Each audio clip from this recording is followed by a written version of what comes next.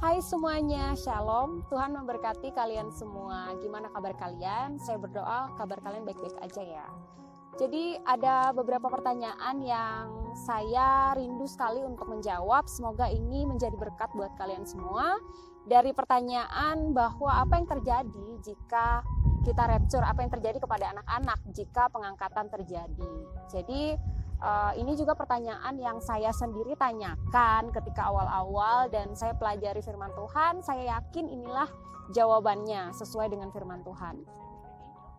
Jadi di dalam 1 Korintus pasal 7 ayat 14, firman Tuhan berkata, karena suami yang tidak beriman itu dikuduskan oleh istrinya dan istri yang tidak beriman itu dikuduskan oleh suaminya. Andai kata tidak demikian, niscaya anak-anakmu adalah anak-anak cemar, tapi sekarang mereka adalah anak-anak kudus. Jadi suami dikuduskan oleh istrinya.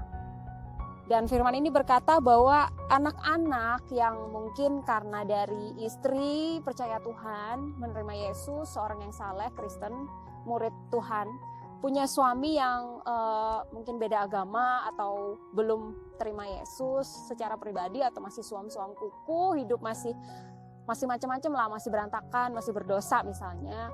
Punya istri yang takut Tuhan, istri menguduskan suaminya dan lahirlah bukan anak-anak cemar, tapi anak-anak, firman Tuhan katakan anak-anak kudus. Jadi anak-anak dari seorang believer, seorang yang percaya Yesus adalah anak-anak yang dikuduskan oleh iman ibunya gitu.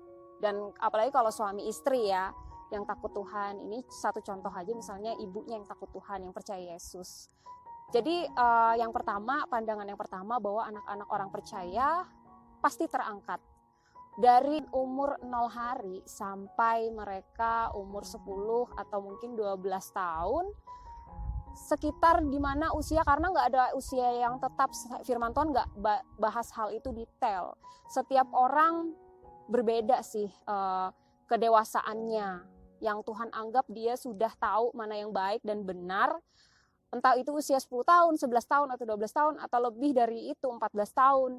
Karena setiap anak-anak yang akan nanti menjadi seorang yang bisa memutuskan untuk iman dirinya sendiri, itu punya ukuran masing-masing, di usia masing-masing, nggak bisa dipatok usia berapa gitu.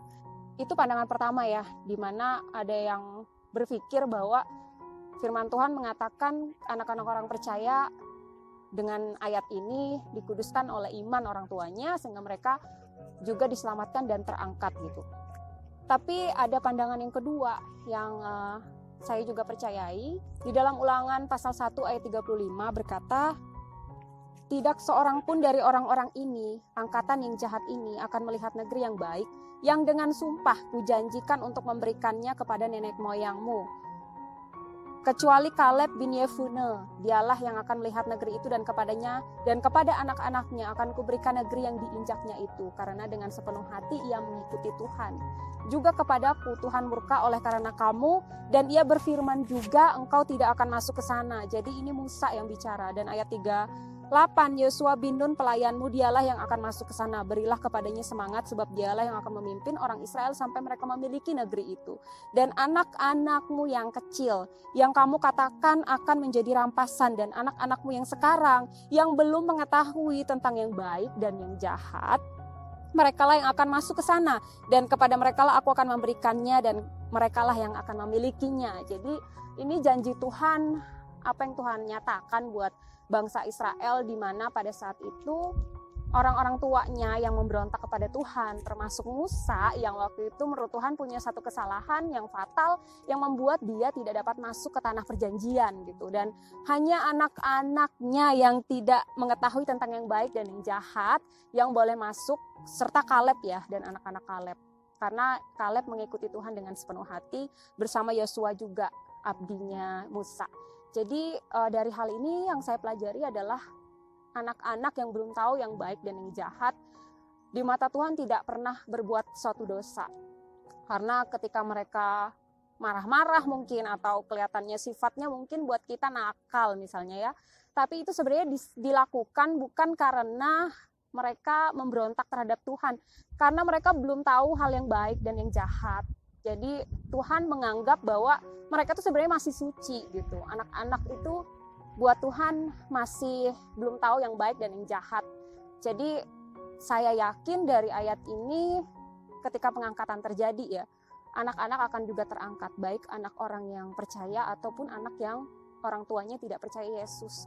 Karena banyak kisah-kisah teman-teman, kayak ketika dia dari anak-anak mungkin benci Tuhan Yesus, ada juga kan yang sama orang tuanya mungkin diajari tentang hal-hal yang salah, sehingga dia mungkin dari anak-anak udah buat salah, buat dosa gitu. Tapi itu sebenarnya bukan karena keputusan dia, tapi karena latar belakang dia gitu. Tuhan mengizinkan dia ada di dalam kehidupan yang dia nggak bisa memilih, Tuhan yang mengizinkan, sehingga mungkin keluarlah karakter-karakter yang nurun dari orang tuanya atau kontaminasi dari lingkungan tempat dia dilahirkan. Tapi ketika dia besar, ketika ada pernyataan Tuhan lewat firman Tuhan, lewat hamba Tuhan, lewat temannya, lewat mimpi, lewat penglihatan, lewat hal natural ataupun hal yang supranatural, karena setiap orang itu beda-beda. Tapi yang pasti itu namanya divine meeting with God, perjumpaan secara pribadi dengan satu pribadi yang mulia, yang besar, yang dia tahu bahwa hanya satu pribadi ini yang bekerja di dalam hidupnya untuk menghapus setiap dosa, menyelesaikan setiap perkara, membayar lunas setiap perbuatan-perbuatan yang pernah dia lakukan dari dia kecil lahir sampai dia seusia menerima, pada saat itu mengambil keputusan terima Yesus. Jadi pada saat itu dia berubah gitu hidupnya. Jadi itulah mengapa anak-anak yang masih di bawah umur, yang belum terhitung tahu baik dan jahat, mereka saya yakin juga pasti terangkat. Mereka nggak masuk ke masa sengsara besar 7 tahun yang akan menimpa dunia ini dengan antikrisnya, dengan banyak sekali hal-hal yang penyiksaan sengsara, yang great tribulation, firman Tuhan katakan.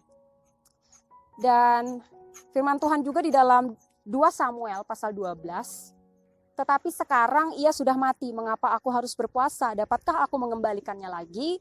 Aku yang akan pergi ke sana, tetapi ia tidak akan kembali kepadaku. Ini pernyataan Daud.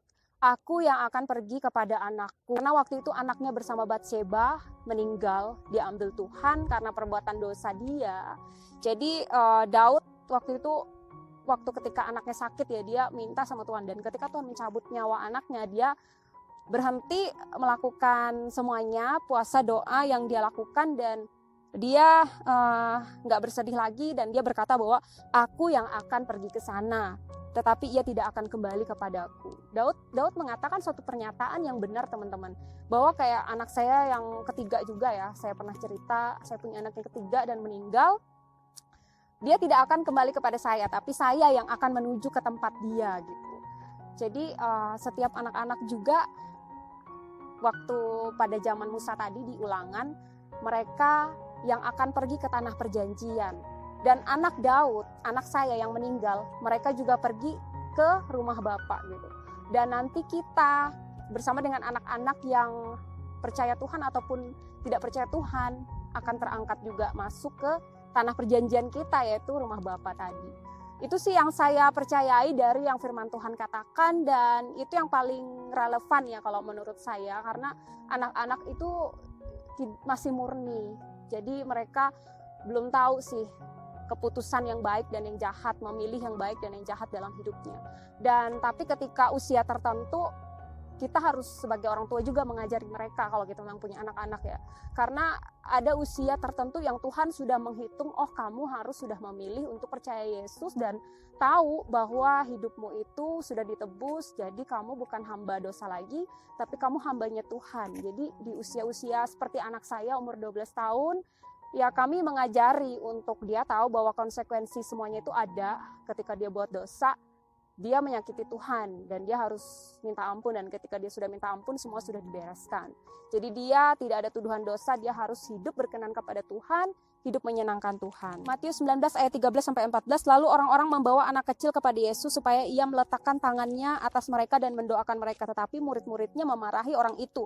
Tetapi Yesus berkata, biarkanlah anak-anak itu, janganlah menghalangi mereka datang kepadaku, sebab orang yang seperti itulah yang mempunyai kerajaan surga. Jadi ini firman yang terkenal sekali gimana murid-muridnya menghalangi anak-anak waktu itu datang kepada Yesus. Murid-muridnya yang memarahi orang-orang yang tadi anak-anak mau datang itu, tapi Tuhan Yesus berkata, biarlah anak-anak itu jangan menghalangi mereka. Ini hati Tuhan buat anak-anak, bahwa Tuhan itu mengasihi anak-anak, Tuhan cinta kepada anak-anak. Dan satu hal yang paling indah buat saya di dalam Matius 18 ayat 10, ingatlah jangan menganggap rendah seorang anak-anak kecil ini, karena aku berkata kepadamu, ada malaikat mereka di sorga yang selalu memandang wajah Bapakku di surga. Jadi setiap anak-anak kecil itu dia punya malaikat, teman-teman. Ya kita juga punya, tapi anak-anak kecil, orang percaya atau orang tidak percaya, saya yakin mereka masih belum tahu yang baik dan yang jahat, dan mereka itu dijaga Tuhan. Ada malaikat mereka di surga yang selalu memandang wajah Bapakku yang di surga. Anak-anak itu spesial. Kita kadang khawatir, wah gimana ya nanti anak-anak kita gitu. Tapi sebenarnya Bapak itu take care of them lebih daripada kita. Bapak sendiri yang memelihara kehidupan mereka, Bapak yang sangat mengasihi mereka, lebih dari kita orang tuanya gitu. Jadi kita nggak perlu khawatir, kita cukup melakukan hal yang perlu kita lakukan untuk mereka, mendoakan mereka, mengajari mereka firman Tuhan, memberi teladan yang baik buat anak-anak kita. Itu aja yang saya mau sharingkan. Tuhan Yesus memberkati kalian semua.